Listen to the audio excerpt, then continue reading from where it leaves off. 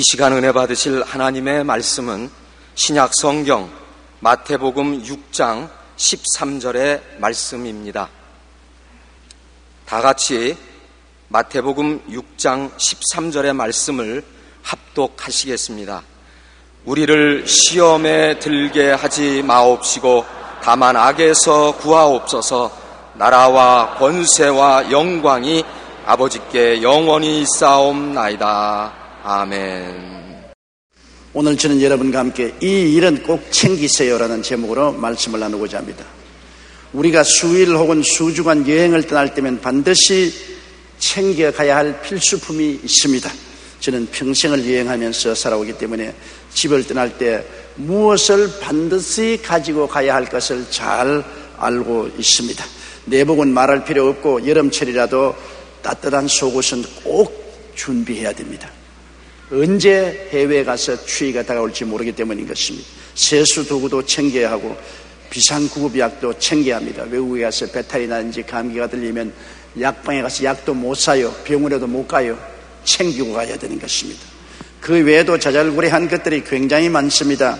이처럼 우리의 매일매일의 인생 여정에도 반드시 기도로 챙겨야만 할 일들이 많이 있습니다. 종교개혁자 마르틴 루터는 밤에 잠자리에 들기 전에 오늘 지은 모든 죄를 용서해 주옵소서라고 기도하고 아침에 일어나시는 오늘 시험에 들지 말게 하옵시고 악에서 구하옵소서라는 기도를 반드시 했습니다. 우리가 하루하루를 살아가는 동안에 반드시 하나님께 기도하고 마음을 가다듬어야 될 것은 시험에 들지 말게 하옵시고 다만 악에서 구하옵소서, 이 기도를 챙겨야 되는 것입니다. 저는 매일같이 아침에 눈을 뜨면 제일 먼저 드리는 기도가 오늘 또 시험에 들지 말게 하옵시고 다만 악에서 구하여 주시옵소서 하는 이 기도인 것입니다. 첫째로 하루를 시작하기 전에 챙겨야 할 기도는 시험에 들게 하지 마옵소서라는 기도인 것입니다. 우리가 세상에 살 동안 하찮은 시험도 있고 큰 시험도 있습니다. 하찮은 시험 중에는 부부싸움도 있고 이웃과 시비에 걸리는 것도 있고 평지 부상을 당하는 데도 있고 가벼운 자동차 사고 좀도둑 같은 일을 당할 때도 있습니다. 조그마한 시험이지만은 그것이 큰 고통이 될 수도 있는 것입니다. 적은 시험이라고 해서 무시하시면 안 됩니다. 그렇기 때문에 적은 시험도 들지 말아야 됩니다. 그런데 가만히 있다고 시험이 안 다가오는 것이 아닙니다. 반드시 주님께 기도해야만 되는 것입니다. 성경에 너희가 없는 것은 구하지 아니함이라고 말씀하고 있는 것입니다. 구해야 주님이 응답하시지 구하지 않은 것 주님이 응답하지 않는다는 것을 여러분 명심해야 되는 것입니다. 이 세상에 살면서 또 큰 시험도 있어요. 불시에 천재지변을 당하는 것입니다. 불이 난다든지 쓰나미나 카타리나 같은 홍수가 일어난다든지 지진이 일어나고 대형 자동차 사고가 일어나고 비행기 사고 막대한 재산 피해 등이 일어날 수 있습니다. 이러한 일을 당하고 난 다음에 통구하고 울면 얼마나 손실이 많습니까? 이러한 큰 시험을 당하기 전에 하나님 앞에 미리 막아달라고 늘 부르짖어 기도해야만 한다는 것입니다. 요즘 들어 세계 곳곳에서 천재지변으로 인한 자연재앙이 속출하고 있습니다. 먼저 지진을 보면 최근 몇 년 사이에 이탈리아의 시칠리아섬, 미국의 알래스카, 파키스탄 북부 지역과 인도네시아 수마트라 섬에서 계속적인 강진이 일어나고 있습니다. 우리나라도 우리가 알지 못하는 사이에 종종 많은 조그마한 지진들이 일어나서 집이 흔들리고 빌딩이 흔들리는 것이 있습니다. 여기에 지구온난화와 엘니뇨 현상으로 지구의 평균 기온이 올라갔습니다. 이 때문에 폭우와 홍수, 가뭄, 한파, 폭염 등의 피해가 날로 증가하고 있습니다. 인도 동부에서는 올 여름 평균 기온이 37.3도까지 올라가서 300여 명이 더위에 죽었습니다. 파키스탄은 최고 49도를 기록했습니다. 유럽도 마찬가지입니다. 프랑스, 스페인에서는 유례 없는 무더위로 사망자가 발생했고 프랑스는 주민들에게 시원한 곳으로 대피하라는 대피 명령조차 내린 적이 있습니다. 태풍 피해도 막대합니다. 얼마 전 미국의 태풍 카트리나로 한 도시가 사라졌습니다. 소돔과 고모라가 불과 여왕의 세례를 받고 사라진 것처럼 뉴올리안스라는 거대하고 아름다운 도시가 순식간에 사라져버렸습니다. 지금 또한 거대한 태풍 리타가 미국 남부를 강타하고 있습니다. 우리나라도 올해 태풍 나비로 경상도 지역이 큰 피해를 입은 것을 알고 있습니다. 이런 자연재해뿐 아닙니다. 각처에서 테러와 전쟁으로 인해 많은 사람들이 피해를 당하고 있습니다. 2001년 9월 11일 미국의 쌍둥이 빌딩이 테러로 무너져서 수많은 사람들이 희생되었고, 이어진 이라크 전쟁으로 수많은 사람들이 희생되었습니다. 학자와 평야운동가 등으로 구성된 이라크 보디 카운트와 옥스퍼드 리서치 그룹의 발표에 따르면 지난 2003년 미국의 이라크 침공 이후 사망한 이라크 민간인이 2만 5천 명, 부상당한 이라크 민간인이 4만 2,500명에 달한다고 발표하고 있습니다.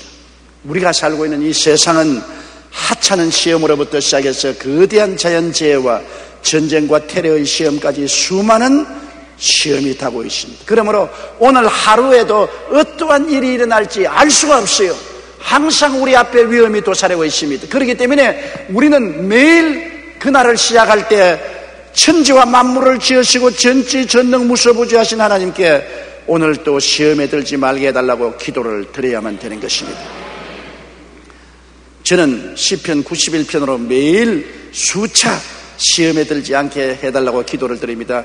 시편 91편 2절로 3절에 보면 하나님은 나의 피난처요 나의 요새요 나의 의리하는 하나님이라 하리니 제가 너를 새 사냥꾼의 올무에서와 극한 연병에서 건지시리이다. 얼마나 좋은 약속인 것입니까? 저는 이 성경을 통해서 기도할 때마다 마음이 뜨거워지는 것입니다. 주께서 새 사냥꾼의 올무에서와 극한 연병에서 건져주시겠다. 이 얼마나 좋은 약속입니까?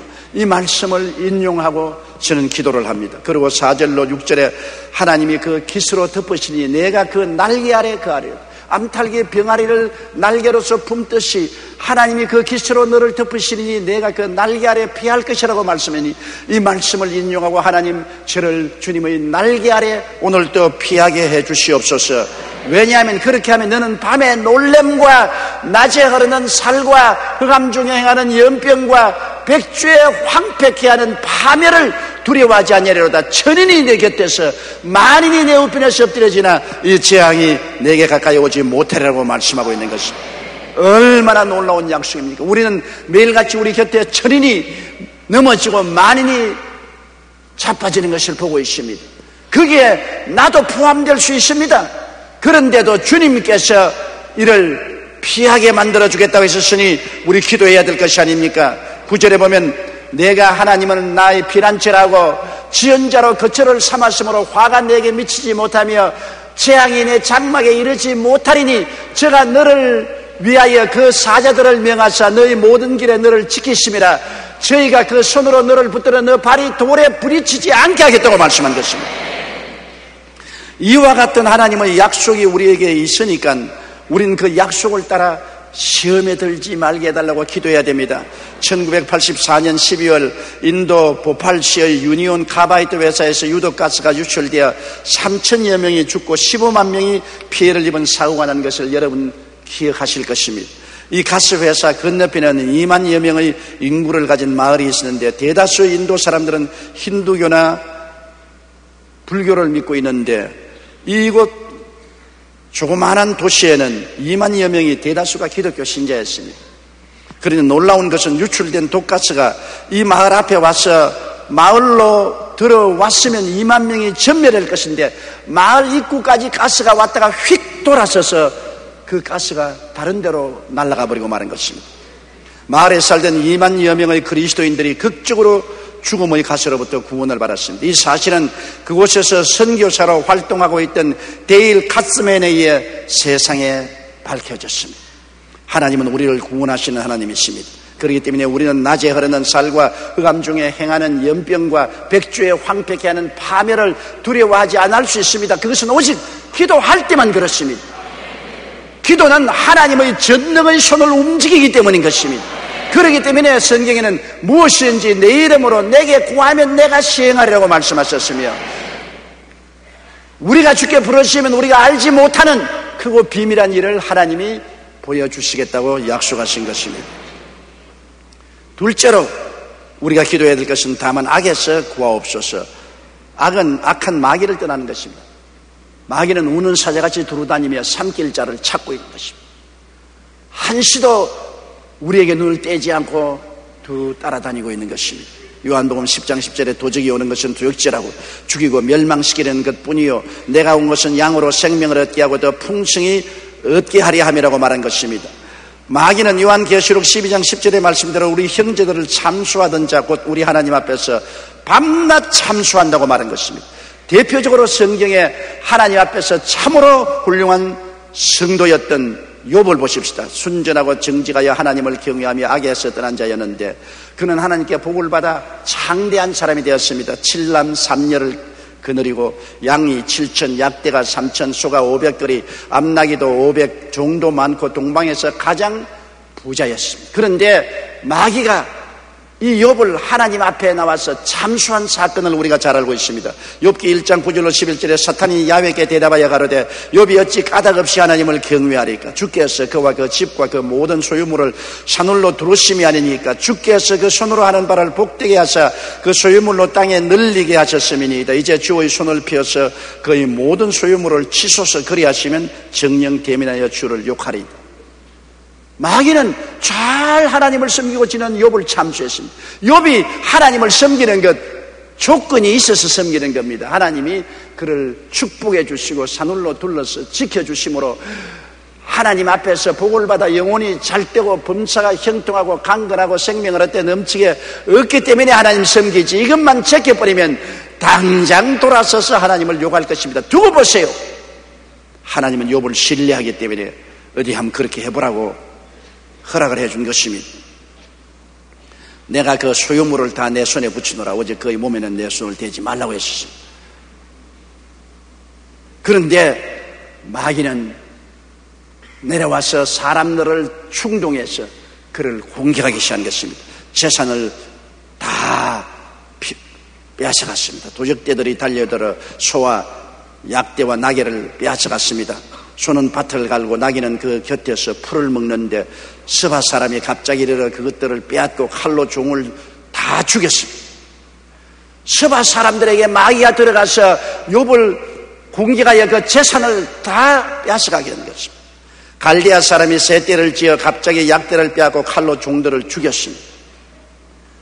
사람들의 마음속에 마귀가 들어가서 사람들을 공격하게 하고 전쟁도 일으키는 것입니다. 그리고 하늘에서 불이 내려 양떼를 살랐습니다. 또한 사람이 와서 고하되 하나님의 불이 하늘에서 내려와서 양과 종을 살라버렸나이다. 하나님이 불을 내린 것이 아니라 마귀가 청천 하늘에서 병력을 내리게 해서 모든 양떼들을 불러서 살랐습니다. 마귀는 하나님이 허락하면 하늘에서 불도 내리게 하는 것입니다. 그 다음 돌풍이 불어와 마라들 집에서 잔치하고 있던 10자녀 위에 집이 무너져 다 압사당했습니다. 그친 들에서 태풍이 와서 집 내 모퉁이를 치매 그 소년들 위에 무너짐으로 그들이 다 압사당했습니다. 그리고 난 다음에 최후로 욥의 몸에 손을 대면 욥이 하나님을 욕할 것이라고 주장을 해서 욥을 치도록 하나님이 허락해 주셨습니다. 욥기 2장 5절 8절에 보면 이제 주의 손을 펴서 그의 뼈와 살을 치소서 그리하시면 정령 대민하여 주를 욕하리이다. 야훼께서 사단에게 이르시되 내가 그를 내 손에 붙이노라. 오직 그의 생명은 해하지 말지니라. 사단이 이에 야훼 앞에서 물러가서 욥을 쳐서 그 발바닥에서 정수리까지 악창이 나게 한지라. 욥이 제 가운데 앉아서 기와 조각을 가져다가 몸을 긁고 있더라. 마귀가 욥을 쳐서 머리끝부터 발끝까지 악창이 나게 하는 것입니다. 병은 거의 대다수 다 마귀가 와서 치고 억압해서 병이 되는 것입니다. 예수님께서도 병자를 고칠 때 마귀에게 눌린 모든 자를 고치셨다고 말씀하셨습니다. 설상가상으로 마귀는 욥의 아내에게 들어가서 욥을 배반하게 하는 것입니다. 가장 가차운 아내가 욥을 배반할 때 그는 만신창이가 된 곳에서 너무나 큰 고통을 당했습니다. 그 아내가 그에게 이르되 당신이 그래도 자기의 순전을 굳게 지키느뇨 하나님을 욕하고 죽으라. 그가 이르되 그대의 말이 어리석은 이자 중에 하나의 말 같도다. 이 모든 일에 욥이 입술로 범죄하지 아니했으나 그 가슴은 비수로 찌른 것 같았습니다. 그 아내가 욥을 배반했습니다. 그리고 욥의 가장 친한 세 친구가 와서 계속해서 욥을 참수했습니다. 그 세 친구 입술을 통해서 마귀가 욥을 난도질시켰습니다. 너희가 내 마음을 번뇌케 하며 말로 꺾기를 어느 때까지 하겠느냐? 너희가 10번이나 나를 꾸짖고 나를 학대하고도 부끄러워 아니하는구나. 물론 욥은 옛날 사람입니다. 아브라함 시대에 살던 사람이었습니다. 오늘날에는 상황은 좀 달라졌습니다. 예수님이 십자가에 못 박여서 마귀와 힘써 싸워 이기시고 마귀의 무장을 해제해버린 것입니다. 옛날에 마귀가 무지무지한 권세와 능력으로 휘두르던 때와는 좀 달라졌습니다. 이제는 십자가에서 예수님이 그 보혈의 능력으로 마귀의 무장을 해제했으나 아직 쫓겨나지는 않았습니다. 그러므로 마귀는 지금도 참수하고 우리를 도적질하고 죽이고 멸망시키려고 하고 있지만은 그 무장은 해제되었으므로 우리가 진리를 알지니 진리가 너희를 자유케 하리라고 이 지식을 알고 마귀를 대적해야만 되는 것입니다. 예수님이 우리에게 주신 권세는 누가복음 10장 19절에 있습니다. 내가 너희에게 뱀과 쟁가를 밟으며 원수의 모든 능력을 제어할 권세를 주었으니 너희를 해할 자가 결단코 없으리라. 우리가 올바르게 알고 기도하고 예수님의 보혈 아래에 있으면 우리를 마귀가 해하지 못합니다. 우리는 하나님의 자녀가 된 신분을 가지고 있습니다. 요한복음 1장 12절의 말씀 난 대로 영접하는 자 곧 그 이름을 믿는 자들에게는 하나님의 자녀가 되는 권세를 주었습니다. 그러므로 우리는 자녀된 신분을 가지고 이제는 예수 그리스도 이름으로 마귀를 대적할 수가 있게 된 것입니다. 저는 유럽 선교에서 봉사하고 계신 임춘자 권사님의 간증을 읽고 굉장히 감동을 했습니다. 야, 임춘자 권사님이 과연 교회에서 제 설교를 듣고 올바로 깨달았구나. 굉장히 제게도 용기가 되었었습니다. 권사님은 오래전부터 소화가 안 되고 가끔 배가 아팠는데 날이 갈수록 배가 점점 더 아파오면서 체중도 줄어들고 혈변까지 나왔습니다. 종합병원에서 검사를 받은 결과 장암이었습니다.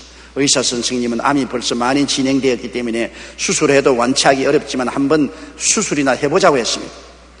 권사님은 속으로 하나님 앞에서 암은 불법 주차라고 생각하고 수술을 거절한 후 집에 와서 하나님께 간절히 회개하며 기도하기 시작했습니다.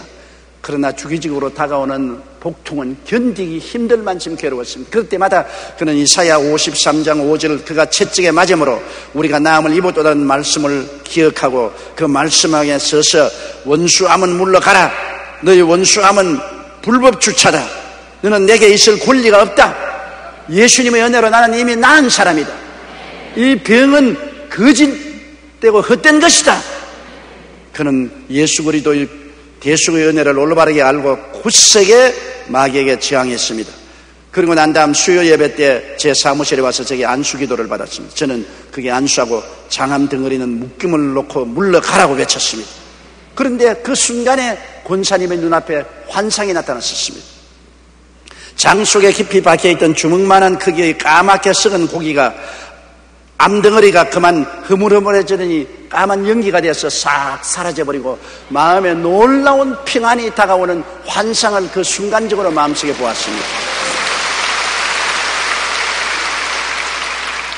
그때로부터 그렇게 고통스럽던 통증이 밧줄 풀리듯이 풀리더니 그 길로 암이 사라지고 병원에 가서 조사해보니까 의사가 머리를 설레설레 흔듭니다. 어떻게 해서 무슨 약을 먹었기에 깜짝같이 암이 사라졌느냐고. 마귀가 한 길로 왔다가 7길로 도망을 치고 말입니다. 이 권사님 진리를 올바르게 깨달은 것입니다. 예수님이 2000년 전에 이미 우리 병을 짊어지고 가시기 때문에 법적으로는 2000년 전부터 이미 고침을 받은 것입니다. 암은 마귀의 불법 주차입니다. 합법적이 아닙니다. 불법입니다. 그 불법에 대해서 권사님은 알고 계속해서 대적을 했습니다. 마귀를 대적하라. 제가 너를 피하리라고 성경은 말하고 있는 것입니다. 우리는 하나님의 자녀입니다. 자녀의 신분을 가졌기 때문에 하나님께서는 우리가 원수 마귀를 정복할 수 있는 권세를 주셨습니다. 이 권세를 가지고 마귀를 대적하면 마귀는 최종적으로 떠나갈 수밖에 없습니다. 그렇기 때문에 우리는 강하고 담대하게 마귀를 대적해야만 되는 것입니다. 오늘 너무나 많은 성도들이 마귀를 대적하지 않고 마귀의 공격을 그대로 받아들이고 굴복하는 것입니다.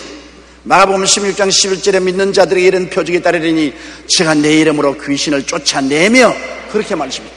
쫓아내야 돼요. 하나님이 마귀를 무장 해제해버렸었으나 쫓아내는 권세는 우리에게 주셨습니다.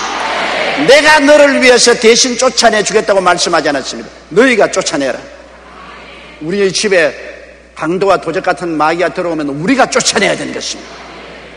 쫓아달라고 하나님께 부르짖어서는 안 됩니다. 이미 하나님은 쫓아낼 권세를 주셨는데요, 우리가 예수 이름과 그 보혈을 의지하고 쫓아내야 되는 것입니다.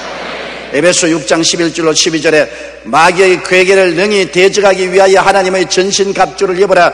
우리의 씨름은 혈과 육에 대한 것이 아니요 정사와 권세와 이 어두움의 세상 주관자들과 하늘에 있는 악의 영들에게 대함이라고 말씀한 것입니다.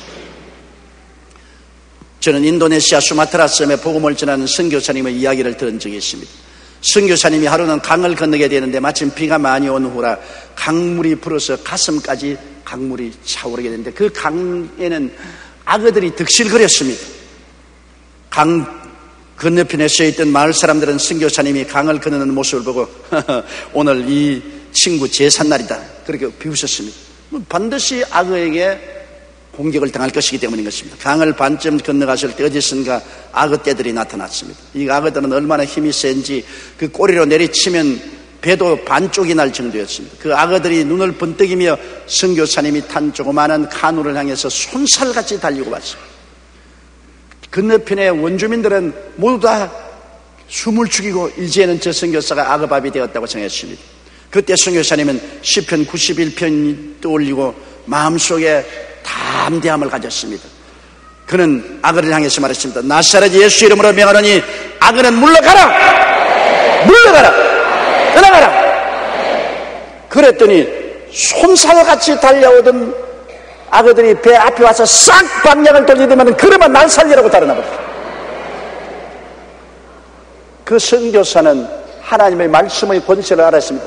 내가 뱀과 쟁가를 밟으며 원수의 모든 능력을 제어할 권세를 주었으니 너희를 해할 자가 결단코 없으리라는 하나님의 말씀을 실천한 것입니다. 그가 만일 악어를 보고 명령을 안 내렸으면 악어밥이 되었을 것입니다. 행함이 없는 믿음은 죽은 믿음인 것입니다. 그는 악어를 보고 말씀을 기억하고 예수 그리스도 이름으로 담대하게 악어야 물러가라고 하니 곁에 다 왔던 악어가 방향을 돌려서 도망을 쳤습니다. 이 모습을 지켜보는 그 지역 주민들이 아니 저 사람이 믿는 신이 누구의 악어에게 명령을 한 자 그대로 순종하는가 하며 크게 놀랐습니다. 그리고 그 강을 건너가니 많은 원주민들이 무릎을 꿇고 엎드려서 회개하고 예수를 믿고 이 선교사님에게 안수받기를 원했었습니다. 하나님께서는 우리가 사자와 독사를 밟으며 뱀과 쟁가를 발로 누를 것을 이미 약속해 주셨습니다. 믿는 자는 믿음을 실천하면 하나님의 보호를 받을 수가 있기 때문인 것입니다. 그렇기 때문에 여러분 우리는 매일같이 악한 원수 마귀를 명령해야 됩니다. 하나님 아버지 예수님의 보혈로 오늘 또 나를 덮어주시옵소서. 나의 주위에 맴도는 원수 마귀야 오늘 나사렛 예수 이름으로 명하노니 내게서 떠나가라. 물러가라. 하루를 시작하기 전에 반드시 챙겨야 할 기도인 것입니다. 예수님의 보혈로 덮어달라고 기도하시고 보혈이 함께 해달라고 기도하고 마귀를 물리쳐야 됩니다. 마귀는 그리스도의 보혈을 보면 지나가는 것입니다. 보혈을 보고는 견딜 수가 없는 것입니다. 셋째로 우리가 기도를 챙겨야 할 것은 하나님 앞에 징계를 받지 않게 하여 주시옵소서. 히브리서 12장 5절로 6절에 또 아들들에게 권한같이 너희에게 권면하신 말씀을 잊었도다. 일러시되 내 아들아 주의 징계하심을 경히 여기지 말며 그에게 꾸지람을 받을 때 낙심하지 말라. 주께서 그 사랑하시는 자를 징계하시고 그의 받으시는 아들마다 채찍질하심이라 하셨으니 하나님이 버린 자는 징계하지 않습니다. 그러나 내 자식은 징계하지요. 여러분 길거리를 걸어가다가 애들이 물웅둥이에서 온 몸에 물을 덮어쓰고 장난을 하면 모르는 애들이 하는데 여러분 그 자리에 서서 징계합니까? 꾸짖습니까? 지나가죠. 그러나 내 자식이 그 물구덩이에 들어가서 물장난을 하고 새카맣게 흙탕물을 덮어쓰고 있으면 뭐라고 했습니까? 끄집어내서 엉덩짜기를 때리고 야 이놈아 이 옷을 입고 이 물속에 들어가서 장난하면 어떻게 하느냐? 징계하게 되는 것입니다. 남은 징계 안 해도 내 자식은 징계합니다. 하나님께서는 우리를 하나님의 자녀로 불렀기 때문에 징계하는 것입니다. 나는 미국의 뉴올리언스 한 도시가 사라진 것을 보고 깊이 생각했습니다. 여러분 한 도시가 순식간에 사라졌습니다. 어떻게 해서 도시가 사라질 만한 일이 일어날 수가 있는 것입니까? 소돔과 고모라라는 두 도시도 옛날에 순식간에 사라졌습니다. 그것은 미국이 청교도 신앙에서 떠났기 때문인 것입니다. 미국이 하나님을 사랑하고 하나님을 섬기는 나라로 하나님이 세워놓아서 하나님을 사랑하는 자식입니다. 미국을 통해서 온 세계가 자유와 민주를 보존하고 온 천하에 복음이 증거되고 오늘날 전 세계에서 가장 많은 선교사를 보내고 있습니다.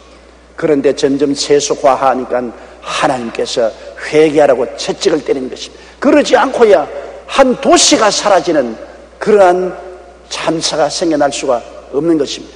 회개하라는 것입니다. 그러므로 우리는 항상 우리의 삶 속에 하나님이 회개하라고 채찍을 때리기 전에 돌이켜야 되는 것입니다. 우리의 양심의 소리에 귀를 기울여야 되는 것입니다. 베드로전서 3장 16절에 선한 양심을 가지라. 이는 그리스도 안에 있는 너희의 선행을 요구하는 자들로 그 비방하는 일에 부끄러움을 당하게 하려 함이라. 하나님은 우리 양심을 통해서 우리에게 말씀하는 것입니다. 디모데전서 1장 19절에도 믿음과 착한 양심을 가지라고 말했습니다. 어떤 이들이 양심을 버렸고 그 믿음에 관하여는 파선하였다고 말하고 있는 것입니다. 메인 박사의 일기에 보면 이런 내용이 나옵니다. 1시간의 즐거움을 맛보리거든 맛 좋은 음식을 먹어라. 2-3시간을 즐겁게 보내고 싶으면 영화관에 가서 영화를 보라. 4-5일을 즐기려면 마음에 맞는 사람과 여행을 하라. 한 달쯤 즐겁게 살려면 새 차를 사라. 1년쯤 행복하게 살고 싶으면 집을 새로 지어라. 그러나 일생을 행복하게 보내고 싶으면 언제나 양심의 소리에 따라 정직하게 살아라고 말하고 있는 것입니다. 양심은 하나님께서 우리에게 말씀하시는 통로가 되는 것입니다. 짐승과 사람이 무엇이 다릅니까? 짐승에게는 양심이 없지만 사람에게는 양심이 있습니다. 그 양심의 통로를 통해서 하나님이 우리에게 경고하시는 것입니다. 우리가 하나님께 재난을 받고 채찍을 맞기 전에 언제나 양심의 가책을 받게 되는 것입니다. 양심은 그를 짓밟아버리고 화인 맞게 하기 전에는 살아서 하나님이 음성을 전달하는 도구가 되는 것입니다.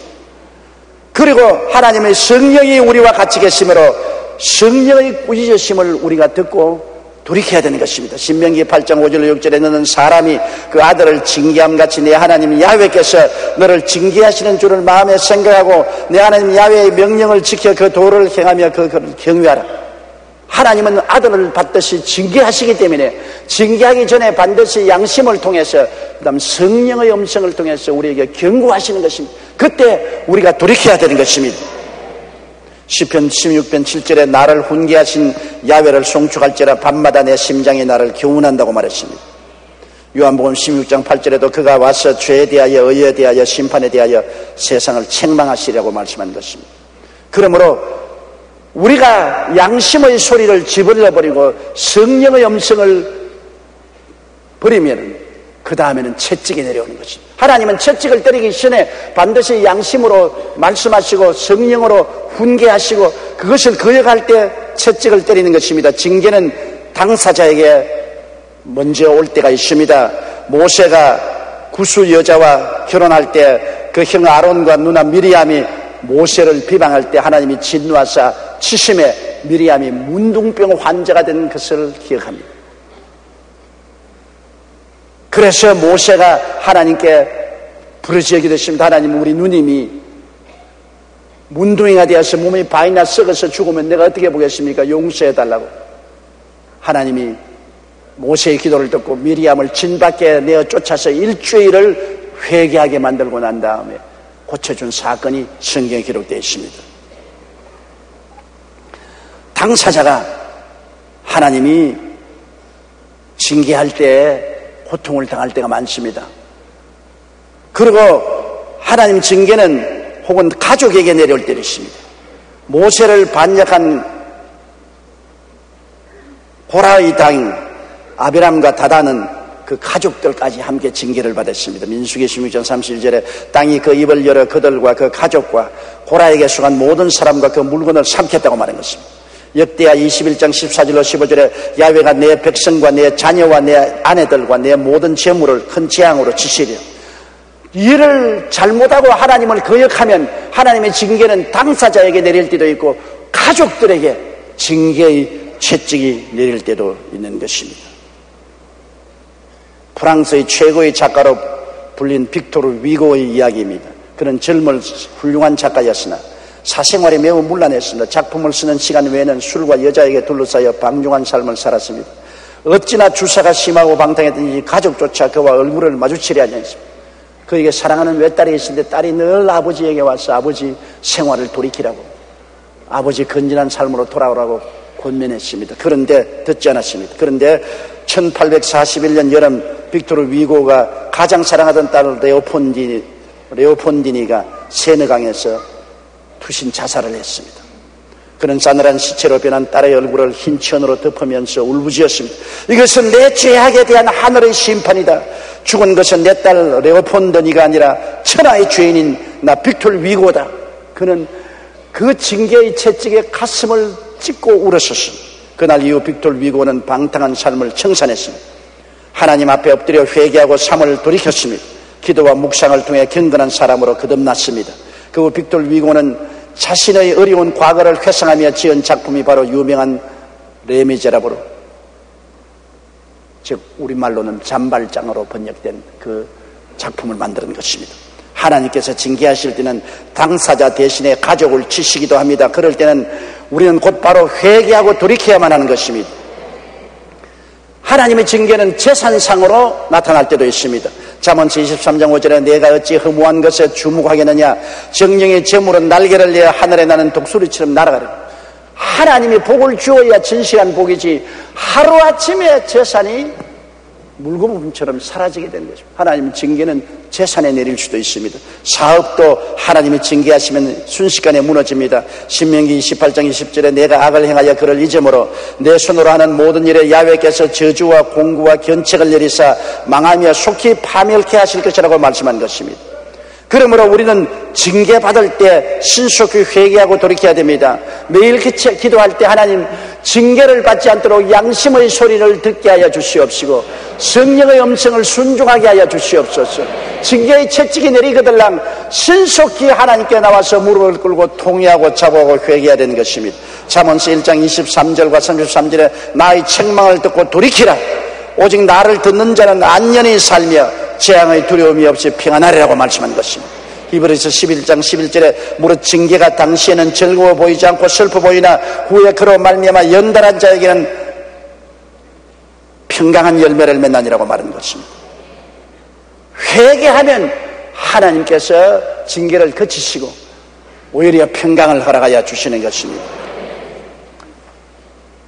우리는 인생을 여행하는 사람들입니다. 매일매일 우리는 인생 여로에 오르는 것입니다. 챙길 것 챙기고 떠나야지 안 챙기고 빈손들고 떠나면 큰일 당합니다. 저는 이태리 시실리에 여행할 때 여름이라고 생각하고 조금 이른 가을이었는데 내복을 준비 안 하고 갔습니다. 그 시실리 집회 동안에 혹독한 한파가 불어왔는데 얼마나 추운지 밤에 잘 때 양복을 다 끼어 입고 잤습니다. 여러분 알다시피 유럽에 가면은 호텔에 들어가도 난방이 없지 않습니까? 우리 한국 사람이 난방으로 여름에도 겨울에도 러닝셔츠 입고 있지만은 유럽은 그렇지 않습니다. 호텔에도 집에도 난방 시설이 없습니다. 두꺼운 옷을 입고 자지요. 그런데 내복을 준비 안 해갔습니다. 온 시실리 시내에 돌아다니면서 내복을 살라 해도 내복이 없어요. 그래서 할 수 없이 나중에 뭘 사봤느냐, 여성들이 신는 긴 양말 팬티를 샀습니다. 사람이 얼어 죽겠으니까 여성이 입든 남성이 입든 뭐 상관없습니다.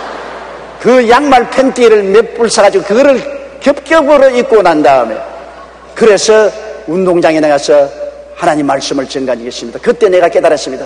챙길 것 챙겨야 된다. 반드시 챙길 것 챙기지 아니하면 큰일 난다. 한 번은 오스트라리아 여행을 하는데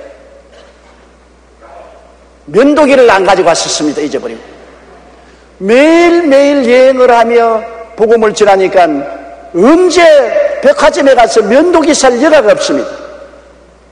싱가포르에 나왔을 때는 수염이 이만큼 길러가지고서 또 중국 스파이처럼 됐었습니다. 그것도 챙길 것 챙기지 않았기 때문에 그런 것입니다. 여행을 할 때도 챙길 것 반드시 챙겨야 되는 것처럼 우리가 인생을 살 때 기도로서 우리 성도들이 챙길 것 반드시 챙기면 상처를 받지 않게 되는 것입니다. 매일같이 시험에 들지 말게 하옵소서. 크고 작은 시험에서 건져주옵소서. 시편 91편을 인용하고 기도하고 예수님의 보혈로 덮어주셔서 악한 마귀에게서 지켜주시옵소서. 원수 마귀야 예수 이름으로 명하느니 물러갈지어다.